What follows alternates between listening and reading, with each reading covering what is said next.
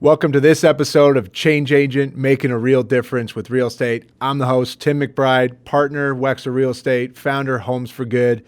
I'm excited about this conversation because I'm bringing on not only a good friend, but someone who's really a change agent in our community, someone that is using a game that has meant so much to me in my life, which is the game of golf, to really impact the youth here in our community, not only educate them on a great game, but lift them up as stewards in our community, building them to be ambassadors for the game and for themselves as they step out into the real world. So join me today as you meet the executive director of the First Tee Phoenix, Kevin Terry, and you get to learn about the work we've accomplished together through Homes for Good, a graduation ceremony we just hosted that honored over 40 kids and their families as they move forward through the program, and the vision for the First Tee as they move forward and continue to impact many, many lives here in our city. So stick around, you're going to enjoy this one.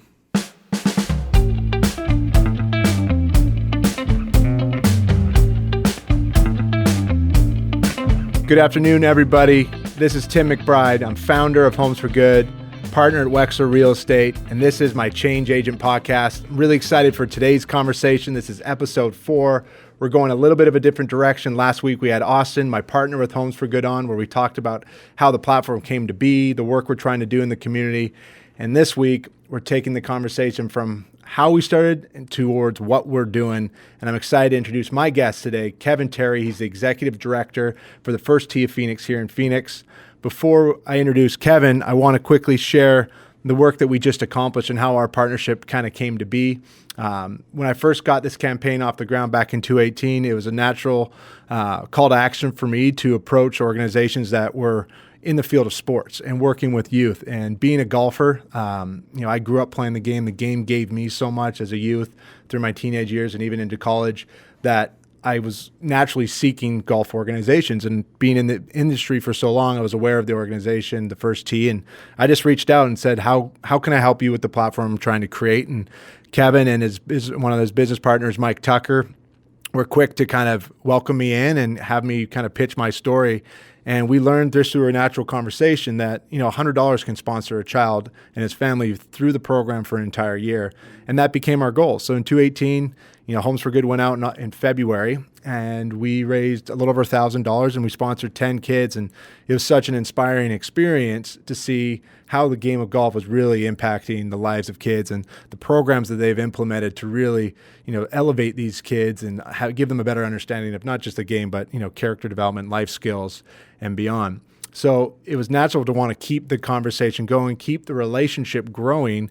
And towards the end of last year, we just started collaborating and wanted to take it that next step. And they talked about a need to, spend more time with the families. And we created a campaign this last quarter where we put on a graduation event. That's right. So before I say too much, let's bring Kevin in. Because I'm looking at him and I want him to really share this because I'm blown away by the work they're doing and the amount of kids that they touch here in the community. I think it's over 100,000. So let me introduce Kevin, again, executive director, and have him introduce himself, explain a little bit about, his day-to-day and what the First Tee Phoenix really represents here in our city. Well, first of all, it's good to see you, my friend. Good to see you. Thanks for having me on today. Really appreciate it. I'll tell you just a little bit about the First Tee and who we are, what we do, and specifically within our chapter here in Phoenix. As you were talking about earlier, we teach the game of golf.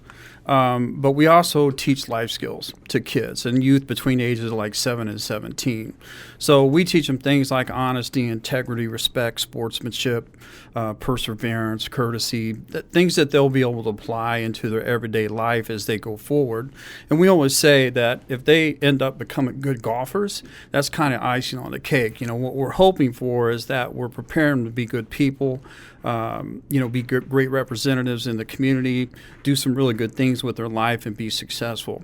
And if they become good golfers, wonderful. And a lot of our kids do. A lot of our kids go on and play in college and are doing really well with the game. And some of them don't. Some of them go on and go to college, but golf stays with them, And so that's kind of what our program is all about. It's, we're a little bit different than just a normal golf teaching academy, if you will, in that we're trying to, introduce those core values to them as well.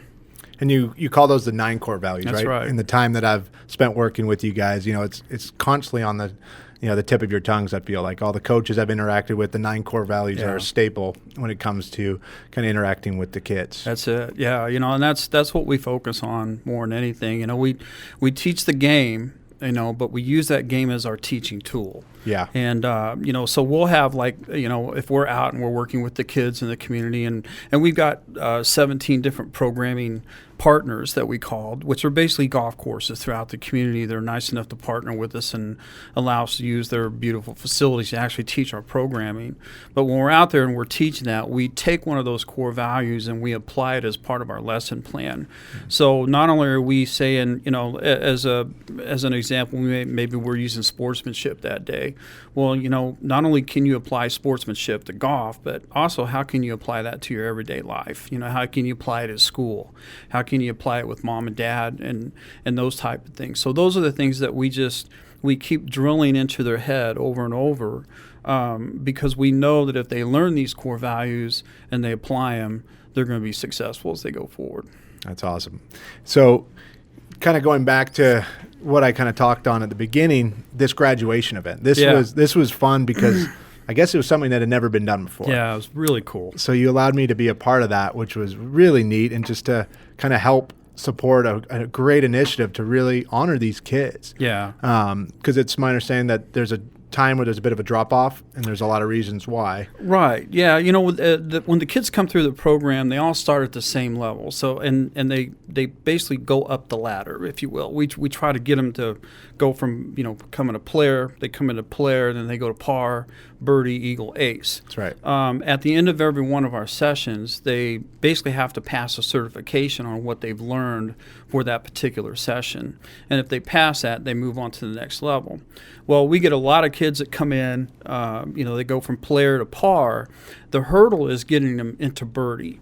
And we've been talking for a number of years now, like what could we do to, really encourage the kids to stay with the program? Because when they get to that birdie level, then there's a lot of other things that come along with that. There's national opportunities that the First Tee puts together for the kids, which we'll get into here in a little bit. But if we can get them into that birdie level, then we got them, and that's when we really start to see the kids take off and develop and so forth. So, when we talked with you about developing a program around that, in which you were nice enough to actually sponsor the whole event for us, it was great because what we did is we recognized all the kids that had graduated from the par level on into birdie. And, we had an event. We invited families to come out, which was packed. It was sold out. We were so thrilled with the turnout that we had that day. Our great friends from Papago hosted us that day, and, their beautiful new facilities that they've built over there, and had a great turnout. We gave all the kids medals. We introduced them in front of the families, made sure they got a nice big round of applause for what they'd accomplished. And then we did a fun little putting contest after that I know that, everyone really enjoyed that. And we got nothing, Tim, but positive comments from the families and the members and our coaches and everyone that got a chance to participate in it. It was so much fun, but more importantly, it recognized those kids for their accomplishments. And so we plan on, as we've talked, we plan on continuing to move forward with that program as we go forward. And like you said, it's just another way for us to connect with the families and connect with the kids and make sure they understand, how proud of them we are for their accomplishment. One thing that I really took away, and I think speaks to the organization as a whole and the values you guys hold, was the smiles on the coaches' faces. Yeah. The high fives that the kids got every time a medal was put around a neck. You could see that the coaches and the staff that are investing their time, like you included, really care. Yeah. Are really invested, not just physically to, go through the hours, but emotionally into really bringing the best out of these kids and bringing the best out of the program to support these kids. Our coaches are awesome. And, they give their time and their resources and, their hearts. I mean, they love the kids and they go out, they work with them. And we just got a great group. I would mention all of them, but I'm afraid I'd forget one and then I'd hear it when I got back to the office. But, that's that's the bread and butter of who we are and what we do. All of our coaches are nationally trained. They go through a training process through the first team national, and you have to pass the training before you can even teach our classes and everything. And same kind of thing. They can work up to different levels. But we're blessed, both our current coaches and past coaches that we've had that have come through the program. The time that they put in with the kids to develop their skills, and just so proud of them. And in addition to obviously recognizing the kids and having the coaches there, you had some alumni and some students that are part of the ACE program that got to be there and take on the nerves of standing in front of 100+ people and kind of share their story. Yeah. And I think in anything, it's always great to kind of get perspective from someone that's done it or kind of led the way, if you will. That's right. ACE classes are highest level that the kids can achieve. And I believe that day Michelle Koo, one of our ACE class members, came out and spoke to the kids and the families on what the program has meant to her. Michelle was one of the members who actually represented us at Pebble Beach last year. There's a big tournament that First Team National puts on where kids from all over the country fly in and play in the tournament. It's actually a senior tour event. Oh, wow. It's called the Pure Insurance Championships, held at Pebble Beach to impact the first tee. So our kids get matched with the pros, and they actually get a chance to play in a world famous Pebble Beach golf course. And Michelle was one of our representatives out there last year. We had 4 kids that got selected, which had never happened before. We were the first chapter to ever have 4. Wow. So we were really proud of them, and they went out and just killed it, did great, And 2 years ago, the young man, Patrick Fernandez, who represented us, who came through our ACE class program, he actually won the tournament. There were 80 other kids throughout the country that, get selected, and it's a really tough criteria. You've got to be a good golfer. You've got to be very active in the community and within your chapter. And he went out and he got paired with Michael Allen, who's a local pro here in Scottsdale. Okay. And they actually won the tournament. So that was pretty cool. But what an experience for them, to get a chance to go out and play one of the best golf courses in the world at that age. I can only imagine. I was going to say, if any kids are listening to this, I doubt there are, but this is another reason to get involved with the organization, because the doors that start to open up, if you commit yourself and trust in the programs and the formula that you guys have created, these are kind of once in a lifetime type of opportunities. And what they can lead to down the road, who knows? But wow. It's so super inspiring. It's really cool. I mean, I think about it. I played baseball growing up, and it would have been like the equivalent of me being able to play in Yankee Stadium or something. Here these guys are at Pebble Beach, and I always tell the kids the first time you see Pebble, it's a little intimidating, but I say, well, you know what, playing about 6,500 yards. What's your course play back home? About 6,500 yards. Yeah. It's another golf course. That's how you have to look at it. Even though it's tough. I mean, the greens are really small, but it's just it's so beautiful. They do such a wonderful job. Of course, the U.S. Open was there this year, and so the kids are going to get a chance to play it after that. And wow. We've had 3 selected this year, so another really good year for us, and we're gearing up for that, ready to go. So do you get to go up with them? And I do. Do you get teed up as well? I go. I just feel like I should be there to support them. And last year it was a little challenging. We had 4 kids, and they play at 2 different courses. They play at Poppy Hills, and then they play at Pebble. And if they make the cut, they play Pebble again on Sunday. So there were 4 kids playing, and I think I must have walked like 10, 12 miles that week, And Pebble's pretty up and down. It's a little hilly out there, and I was definitely tired by the end of the week. But, I just like being there to root them on and, cheer them on, know that, we're all supporting them and proud of what they've accomplished. Yeah. So how long have you been with the organization now total? 5 years now. 5 years? Yeah. And what drew you to get involved in the nonprofit side? Because I know you were kind of on the professional sport, the team side prior, That's right. correct? Yeah. Yeah, so, I spent my career mostly in professional sports. I actually started my career right here with the Suns, Phoenix Suns, and back in the day when Charles Barkley was playing, we had traded for Charles, and he came in, and we went to the finals in '93, and that's where I kind of got my start in the NBA. I spent about 15 years in the NBA, and then another 5 years between Major League Baseball and minor league baseball. I come from a baseball family. My dad was a scout for the New York Yankees, and so it was kind of in my blood. People used to always say, you ended up in basketball, but you come from a baseball thing. So I did that for 5 years, and loved every minute of it. And but I had started my career here in Phoenix and actually got into the golf industry out here as well. I ran Arrowhead Country Club for about 5 years, and my daughter's here, and I wanted to be closer to her.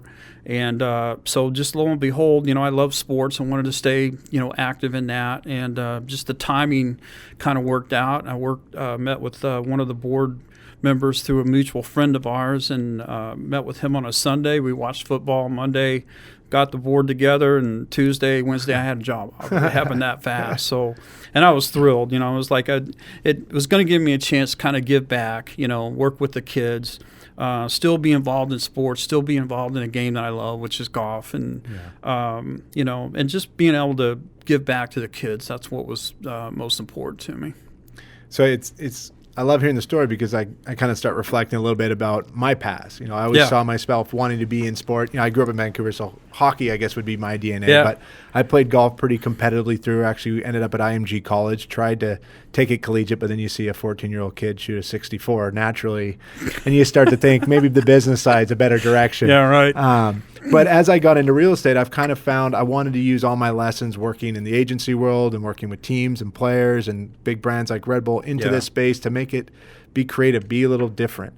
So coming from like the pro team space where it's much more structured, and I would almost say limited in what your creative capacity can be. Have you found yourself taking some lessons from the team side and bringing it into the nonprofit side to allow you to kind of accomplish some exciting things? Absolutely. Most of my career in sports was built around the marketing and sponsorship and sales side, generating revenue, that type of thing. So, I've brought a lot of that to our chapter. We've had so many people in the community, including yourself, that have just been so nice and supportive. And it was just a matter of getting out and meeting with people and introducing the first tee to them, because once people learn about what we do and the impact that we have, like you were saying earlier, we're impacting 140,000 kids out here in the community between what we do from a programming perspective, our outreach programs where we go out and we just basically do clinics and introduce kids to the game, and then our national school program, which is in 14 school districts now. We touch about 140,000 kids, but you can't do that unless you have support from the community. First, the Thunderbirds are great friends. We couldn't do what we do without their support. They're like a father figure to us, and we're so grateful for what they do for us. But we've also had people in the community that have stepped up to really help us out. And that's where some of my experience and expertise came into play, and is just building relationships and selling partnerships and bringing donors to the table and that kind of thing, which just makes our chapter that much healthier.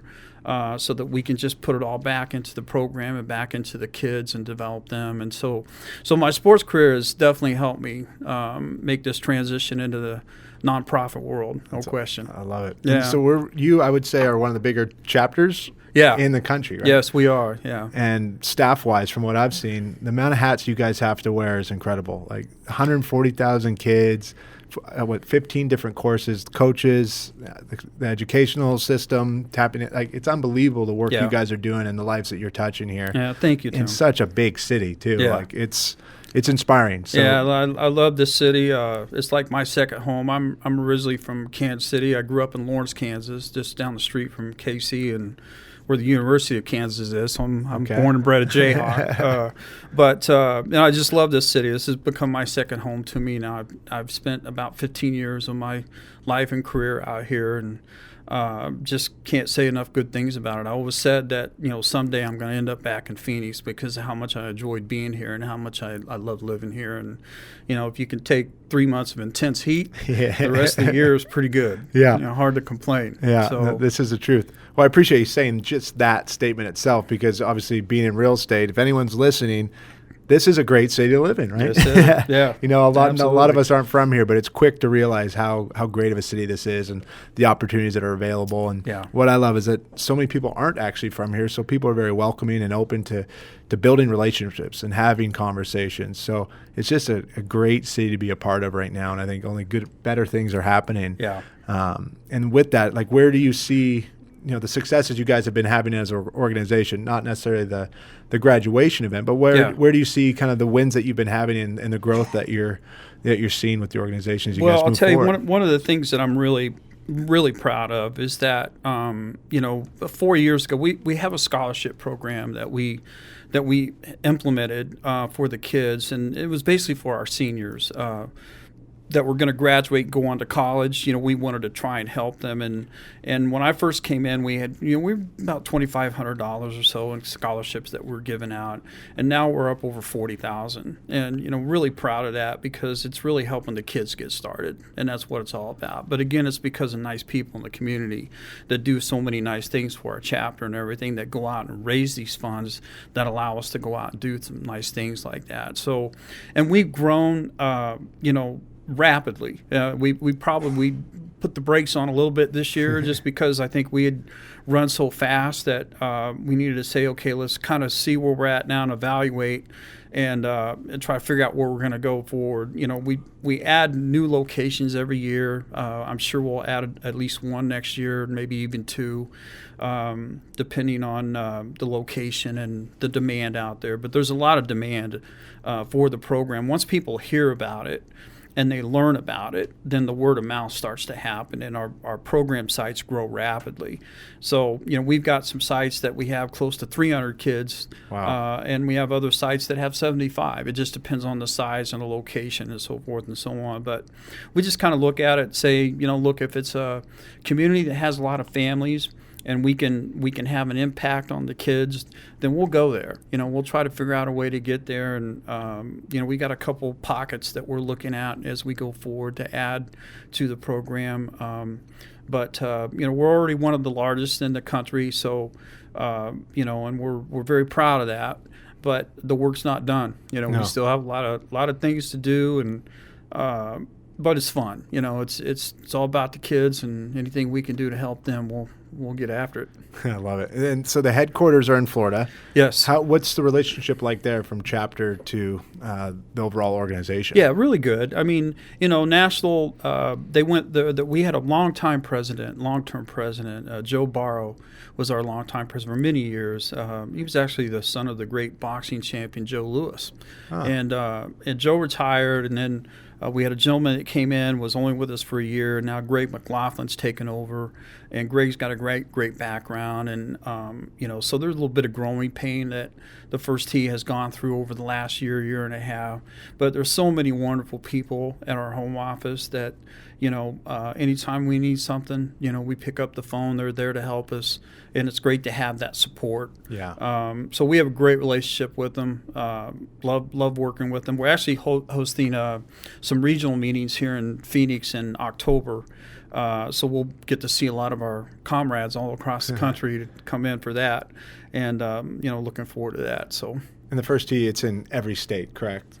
Just about, yeah.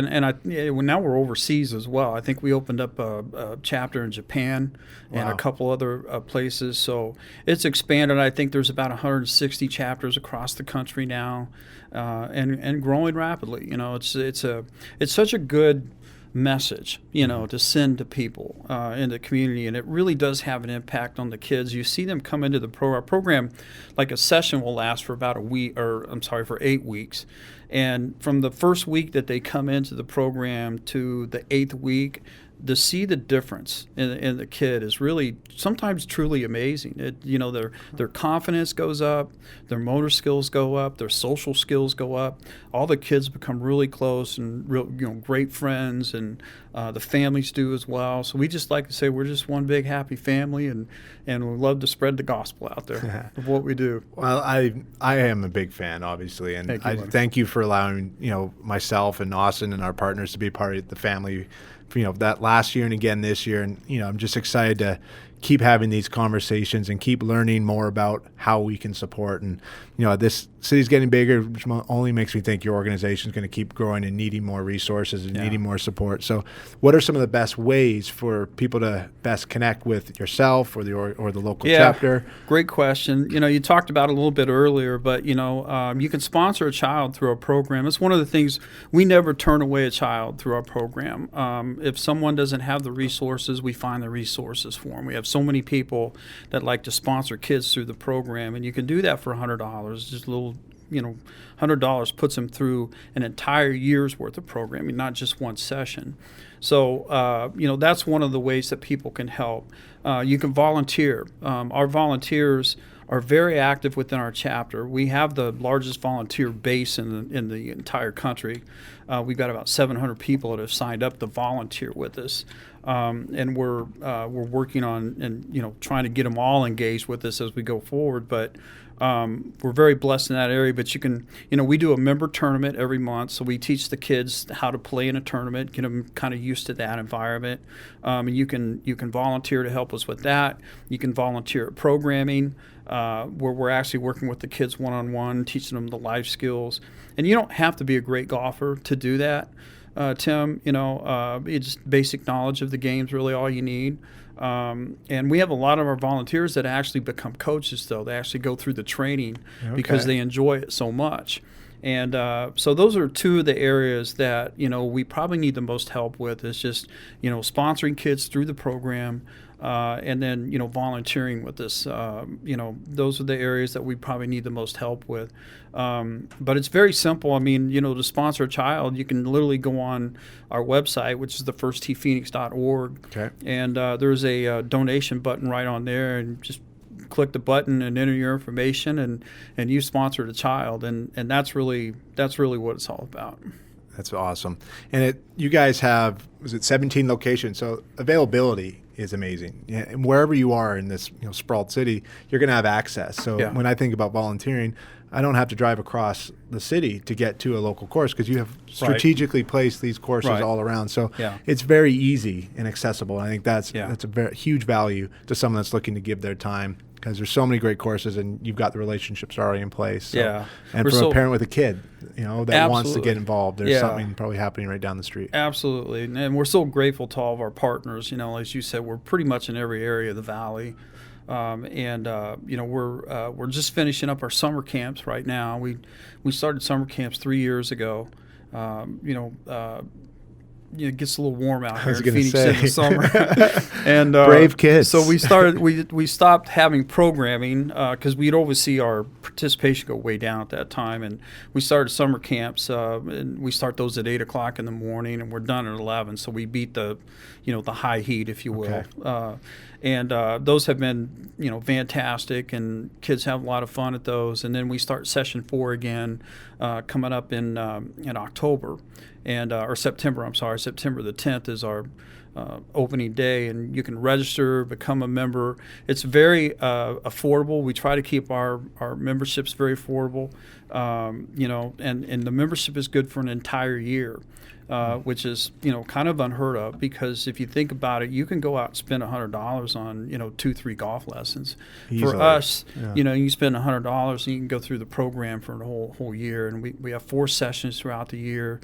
So we never really stop teaching and working with the kids. We do take breaks in between there, usually 4 or 5 weeks that we'll take a little break. But program's doing great. We've got 1,600 kids enrolled, in our grassroots facilities out there. And, just so grateful to everyone. Everyone allows us to use their golf courses, and it really, really makes a difference in people's lives.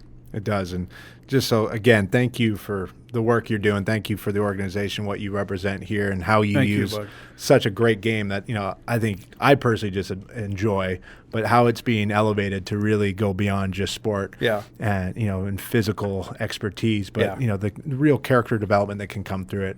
Because golf gives us so many challenges in so many ways that it's a lot like life. It's challenging. Absolutely. You go through your ups and downs, and golf is very much like that. You can have days where it just seems like everything's flowing and you're striking the ball really well and putting well, and then other days you're like, geez, I can't even hit a green today. I mean, what's going on? There's too many of those days. Kind of how life is, but that's where those core values come into play. Just keep an even keel. But we're so grateful to you and what you're doing, the program you developed for Homes for Good and everything. We're proud to be a part of it. Really mean that, and just very grateful for what you do for us. It's feelings mutual. When you came back saying let's do some more, I didn't have to hesitate, because you represent the organizations that I want to align with. And, that's not saying other organizations aren't, but you guys are doing it the right way. And so many of them are. And that's what this whole platform is about. It's just putting a spotlight on groups like yourself that are serving a greater purpose, that have a mission to really impact our city, whatever the vision and mission is, and just help, right? To help be another ambassador out there to share your story, your why, and educate people. Yeah. As I've said before, I never ask anyone to give. It's never my intention to tell people where their dollars should or shouldn't go. But if we can at least start planting seeds, we get busy, we get caught up in our day-to-day, and it's hard to know everything that's happening. But real estate's a platform to go out and talk to the marketplace. So why not bring great organizations like yourself to the conversation, share the work you're doing? Because when people buy a home, they're buying into a community. And it's best that they know, the great people and the great organizations that are making it in a community that's really worthwhile. Well, I mean, I appreciate our partnership, but also the friendship, and I can certainly tell everyone out there, if you're looking for a home, talk to this guy here. He'll take care of you. We're not supposed to do plugs, but all right, I'll take it. It's a great game, and I get asked a lot. People say you play a lot, and I didn't really start playing golf till I was about 25, 26, because I was so engaged with baseball and everything, and then I got hurt, and I was like, boy, now what am I going to do? I need that sport, I need that activity, and that's when I took up golf, and I became, pretty much addicted to it, and because I'm that way, I'm just obsessive compulsive is what I like to say. If I'm going to do something, I've got to get good at it. So I went out, just started practicing like crazy, and within 6 months, I'd broke 80, and and I'm thinking to myself, kind of like what you were talking about earlier, I'm thinking to myself, one of these days I'm gonna go out on the senior tour. I'll be 50 and I'll get out on the senior tour. Didn't work out that way. It's a little harder game than that. But it's so fun, and I'm just grateful to be a part of the industry. That's awesome. Well, thank you for coming on. Thanks, buddy. The platform is change agent, but you guys really are change agents to these kids, to the community, to all the organizations that you're partnerships with. So thank you.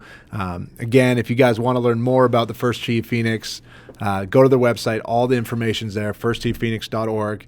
To learn more about the work we've done over the last 2 years, homesforgoodaz.com.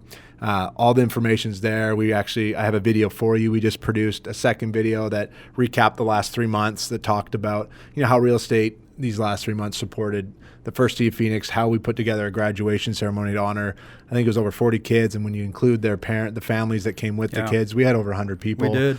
As you said, Papago put on an amazing platform for us to be there. And if you haven't had a chance, you got to see the programs they put on for these kids, because it's fun. As an adult, you go there and you want to go and play and participate, because they make it so enjoyable and so fun and interactive and engaging. And it takes away from maybe the analytics of golf or the mechanical mindset that people get into when they start thinking of golf and the swings and the fundamentals and the technique, and just enjoy it. And it's been a pleasure. So thank you. If anyone wants to follow along, please visit the website, get involved, reach out. You can reach out to myself, Kevin, directly, Facebook, Instagram. We all have our channels, but it's just been such a pleasure to have you on the show and talk about, the work we've been doing together and the impact you're having on so many lives here in the city. And all I can do is continue to say thank you, continue to support you and the work you're doing. And thank you, Mike. I'm excited to see where we continue to take this. Thanks, bud. Thanks for having me today. I really appreciate it. Enjoyed it. We'll be talking again soon. Absolutely. Thanks for coming on. You're welcome. All right, everybody. Have a great rest of your day.